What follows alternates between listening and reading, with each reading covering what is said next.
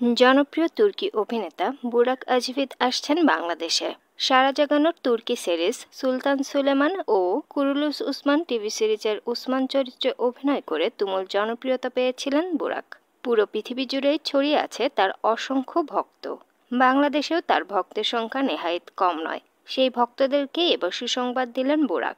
গত বৃহস্পতিবার এক ভিডিও বার্তায় দ্রুতই বাংলাদেশ সফরের ঘোষণা দেন বুরাক। বহুজাতিক প্রতিষ্ঠান সিঙ্গারের আমন্ত্রণে বাংলাদেশে আসছেন জনপ্রিয় এই অভিনেতা।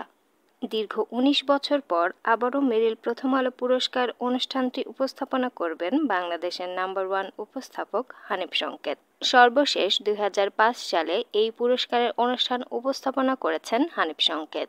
এর আগে ১৯৯৯, ২০০১ এবং ২০০৩ সালেও মেরিল প্রথম আলো পুরস্কারের মঞ্চে কথার জাদু ছড়িয়েছেন হানিফ সংকেত। এছাড়া ১৯৯৮ সালে এই পুরস্কারের প্রথম আয়োজনটিও উপস্থাপনা করেন হানিফ সংকেত। তবে তখন অনুষ্ঠানটির নাম ছিল মেরিল ভোরের কাগজ পুরস্কার। আগামী ২৪শে মে ঢাকার ইউনাইটেড কনভেনশন সেন্টারের দ্য গ্রেস মিলনায়তনে অনুষ্ঠিত হবে মেরিল প্রথম আলো পুরস্কারের ২৫তম আসর। মেরিল প্রথম আলো পুরস্কারের রজত জয়ন্তী উপলক্ষে এবারের অনুষ্ঠানটি পরিকল্পনা, পরিচালনা ও উপস্থাপনা করবেন হানিফ সংকেত। শেষ হয়েছে মেগাস্টার শাকিব খানের বহুল প্রতীক্ষিত সিনেমা তুফানের শুটিং। এই সপ্তাহে আসবে তুফান সিনেমার প্রথম গান। উড়াধুরা লাগে শিরোনামের গানটির সঙ্গীতায়োজন করেছেন বর্তমান সময়ের তুমুল জনপ্রিয় গায়ক ও কম্পোজার প্রীতম হাসান।